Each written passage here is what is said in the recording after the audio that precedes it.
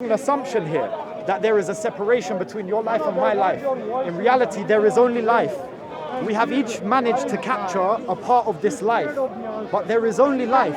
That which you call the higher intelligence, Allah, God, whatever, this is simply the manifestation of life as an intelligence onto itself.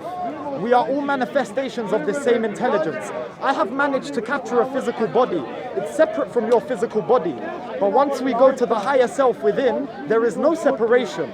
That's why your question is not binary, and it doesn't really make sense, because you as an individual, through your intellectual perception, you may have grasped that I am an existence, but through your deeper existence as that which is higher than you, you have not grasped that we are simply one and the same. And that is the highest truth. So do you exist? Yes. So have I grasped that you exist? I've just answered your question, but I don't know why you're repeating the I'm same repeating thing. because you're not... No, I answered your question in great detail. Firstly, you're making an assumption that I don't grasp the reality, right? No. You just said earlier. No. So I am simply saying, when it comes to your existence, either you exist or you don't. And you agreed to the binary nature of this question. Yes. Right. Since you affirmed that you exist. Circles, bro. No, you are like a dog chasing its tail. Since you affirm already, I affirm that I exist as a binary question. You asked me whether you have grasped that. I told you. What do you mean grasping? I'm simply saying. You said, have I grasped? No. You exist as an individual. No. That's what you said. That wasn't the question. It's on camera. The question is this. The question is this. Have I understood the reality that you exist? Yes, and I answered that question already. So there you go then, because you said... me to repeat? Let me clarify my point. You said, I am not able to understand the true nature of reality. No, I didn't say that. That's how it started. I didn't say that. The conversation started by saying... that your question is coming from a place of misinterpretation.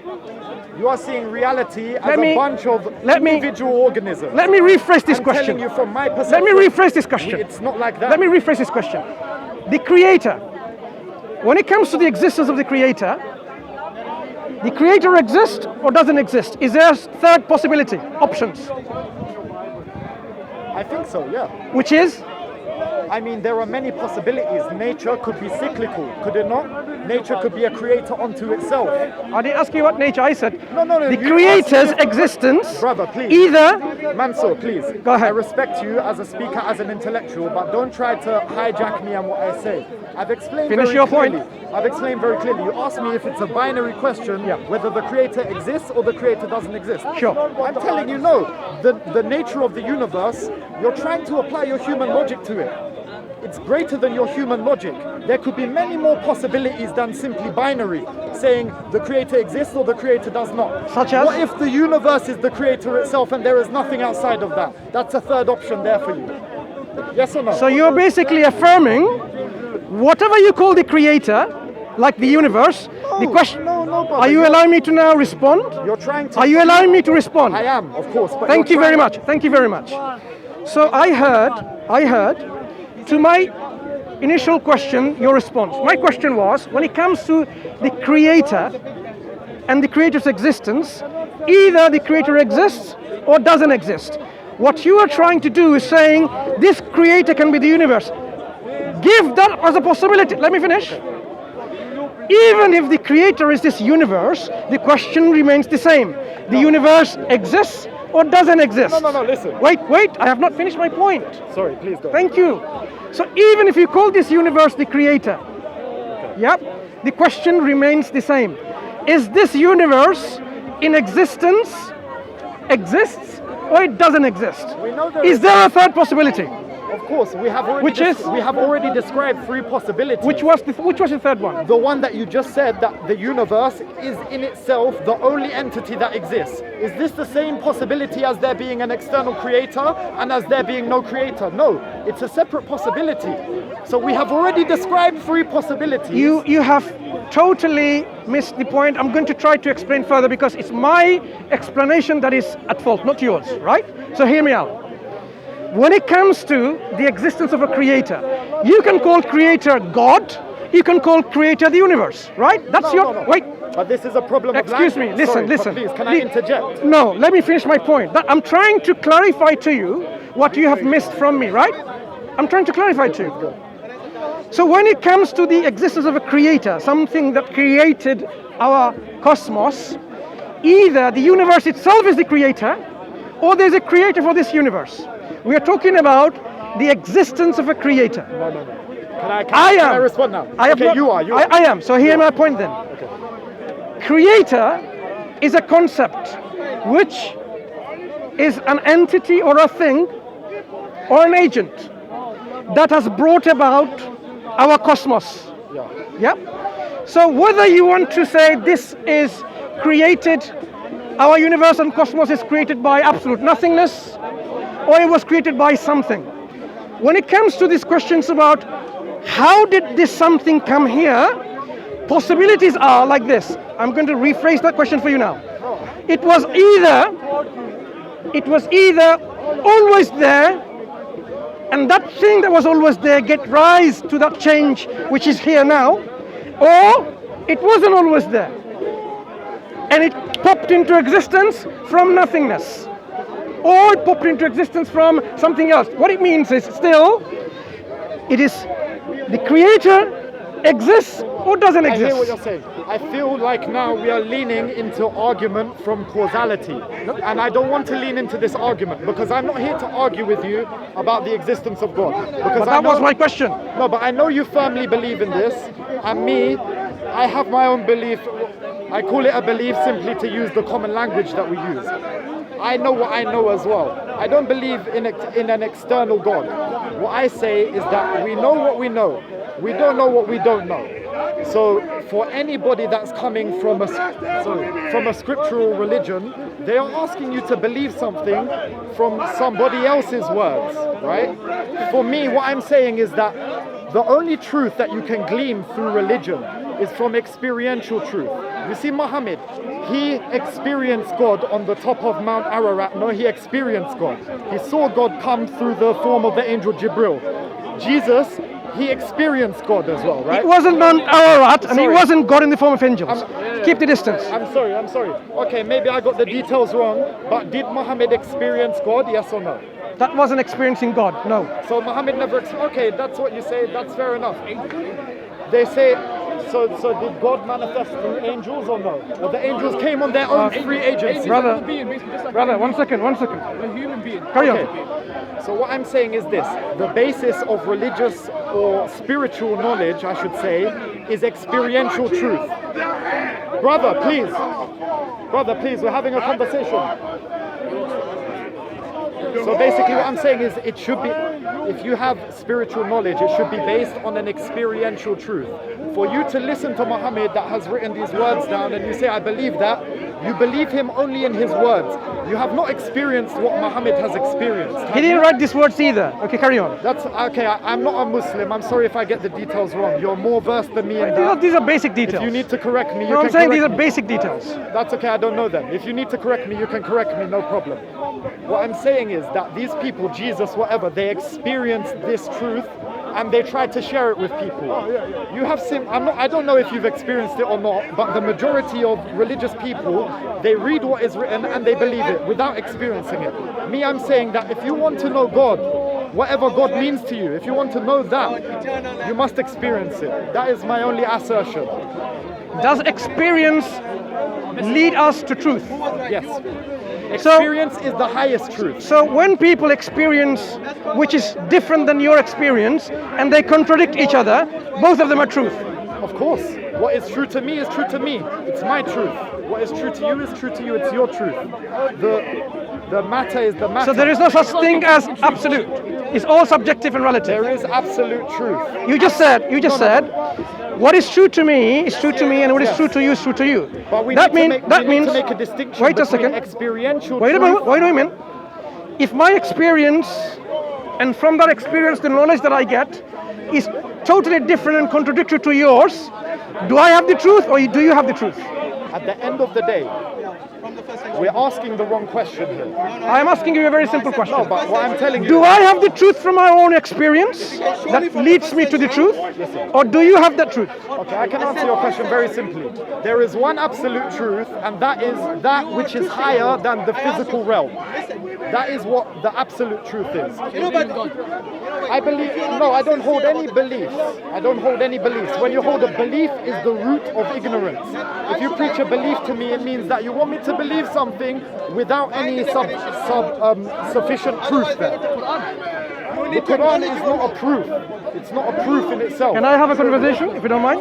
Now, your experience leading you to believe in something, right?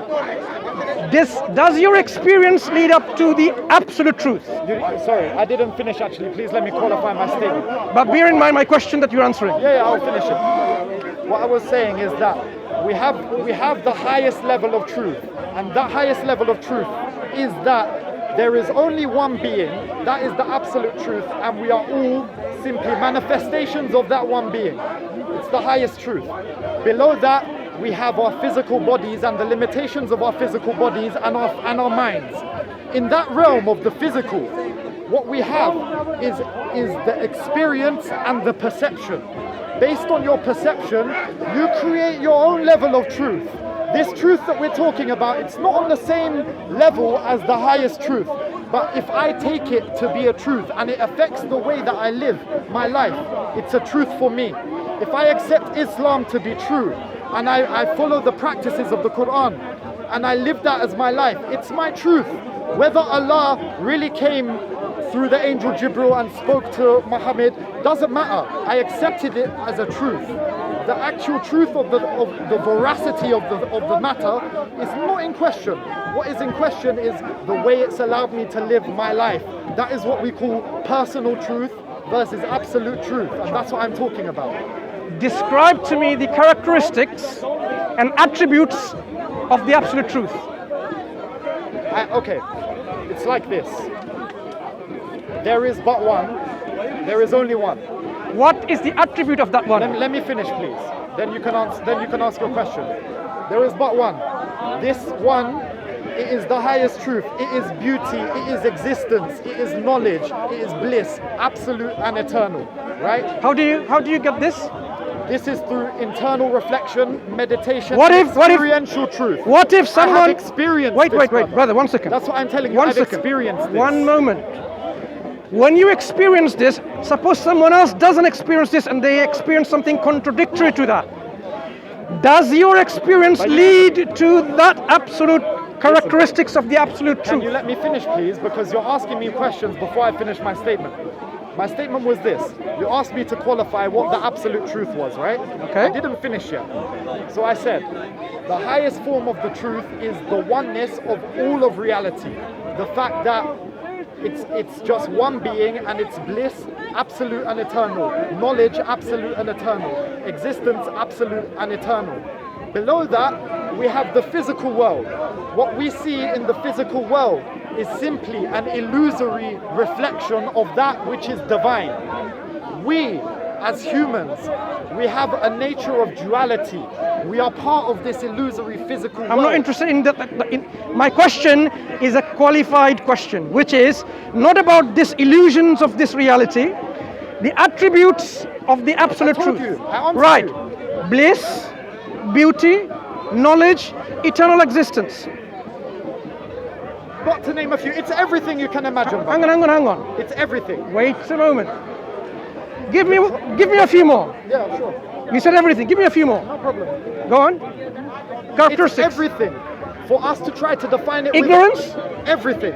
So the absolute truth is ignorance. Can I tell you something? 1 moment. Can I tell you something? 1 moment. You asked me a question.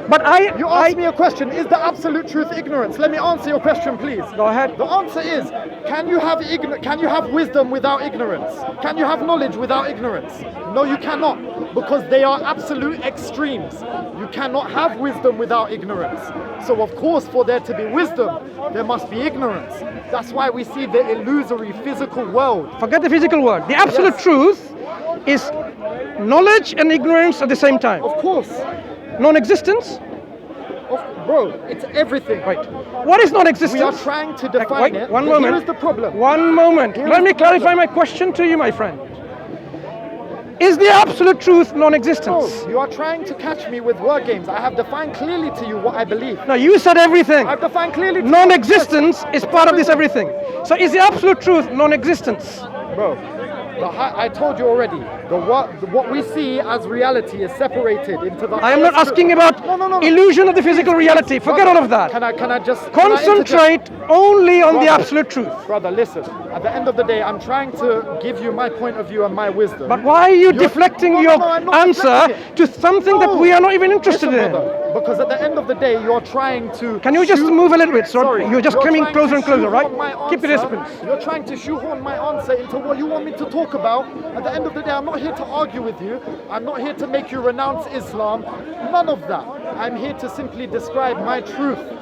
If you can gain something from it, Answer the question, please. gain it, bro. No, but at the end of the day, you're trying to shoehorn me to say what you No, want me to say, bro. I'm trying to see I whether told you you're already. consistent and I coherent. told you already, brother. What I believe is the absolute truth is the highest manifestation of everything we see here. Can you The clarify lower, then for me? The lower manifestations Can that you- we see, No, such no, as no, ignorance, no, jealousy, all of these things, Not they interested. are simply physical illusions. I am told not you that. interested in the lower manifestations.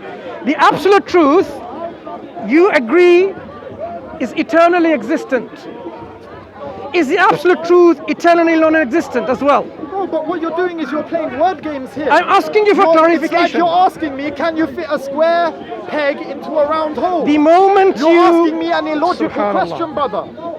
because you said everything. Yes, but is non-existent something? No, it's not something, is it? It's nothing. Non-existence by definition is nothing.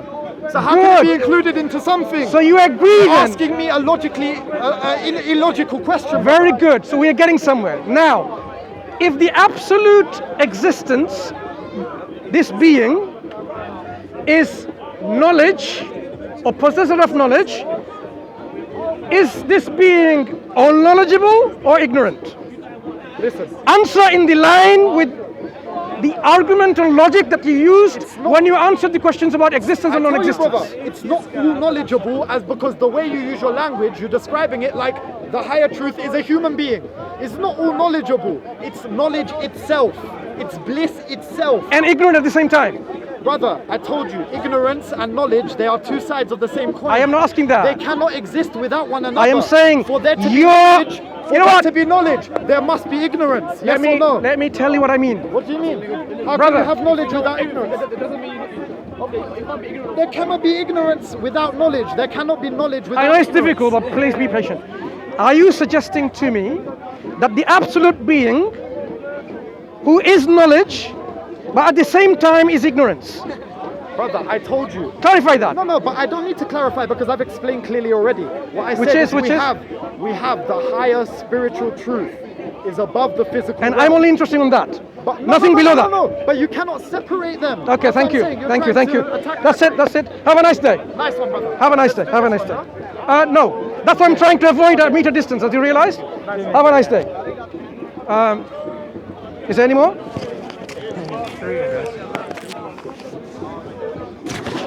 Ya, vos te quedó